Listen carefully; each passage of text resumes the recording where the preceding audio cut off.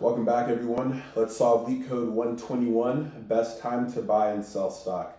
So you were given an array prices where prices of I is the price of a given stock on the ith day. You want to maximize your profit by choosing a single day to buy one stock and choosing a different day in the future to sell that stock. So basically you want to buy low, sell high, right? Return the maximum profit you can achieve from this transaction. If you cannot achieve any profit, return 0. All right, so example 1 has prices where day 1 we have 7, day 2 we have 1, 5.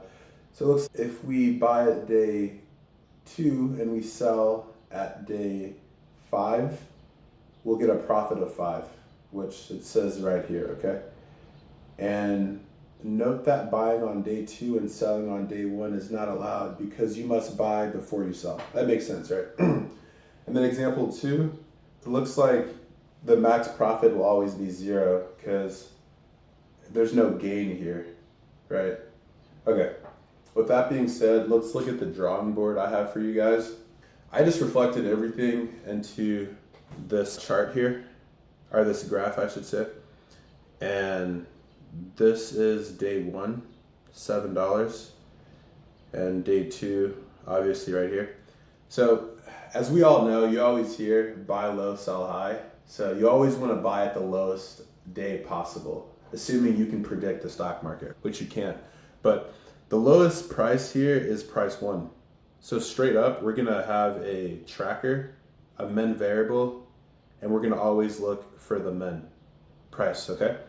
And then we can always check, okay, following the min price, is there a day where the price is higher than the min price? Yeah, there is right here. We have day 3, price of 5 minus 1 gives us 4.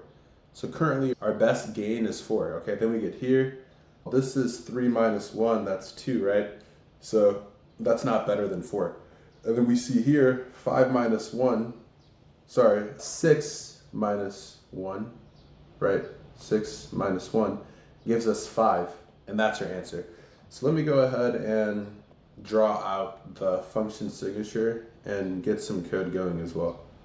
So we're gonna have something like, we'll say define max profit, and it's gonna take in prices, all right? And at the very end, we're gonna return a variable called max profit, right? So we can set it equal to 0.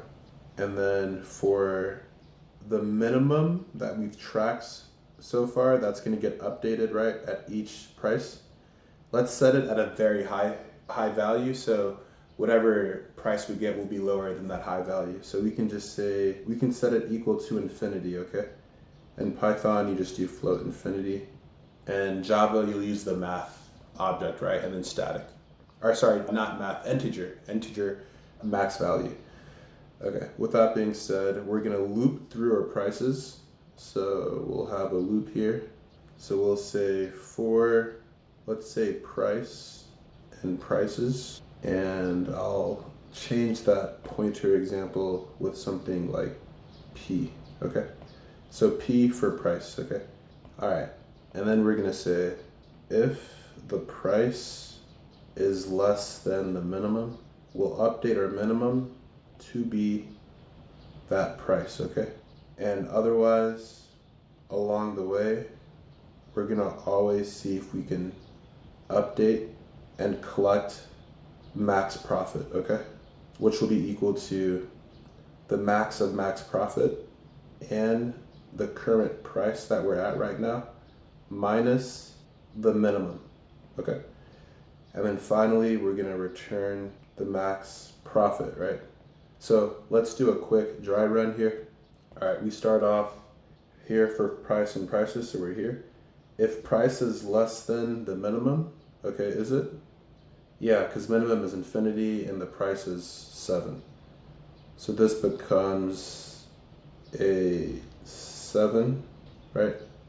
And then we say max profit is equal to the max of itself and price minus minimum. Okay, price is 7, minimum is 7. So max profit right now is still 0, okay? So it's still 0. And then we go here, okay? Clearly, we know that this price is less than the minimum, right? So we update our minimum to here. And then max profit is equal to price minus minimum. Okay, so max profit is still 0, okay? Then we get here. Okay, then it gets a little interesting here, right?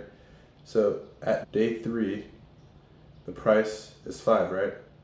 The price is not less than the minimum, okay? So we update our maximum to be equal to the price minus the minimum, okay?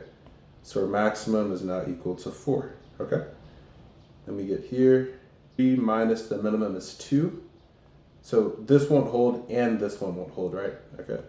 So then we get here, and then this doesn't hit, but this does, right? So price minus minimum. So 6 minus minimum gives us 5, okay?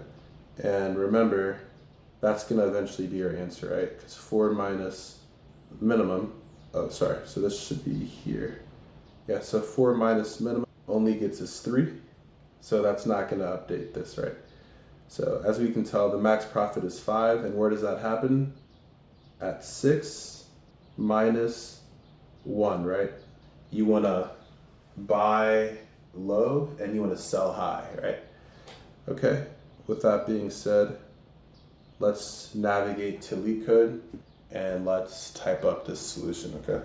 All right, so we say max profit starts off at 0, minimum we can say is equal to float infinity, and then for price and prices, if price is less than our minimum, we'll say minimum is equal to price, okay? And then max profit, we'll always update that to be equal to max of max profit and the current price versus the minimum, right? And then we're gonna just return the max profit.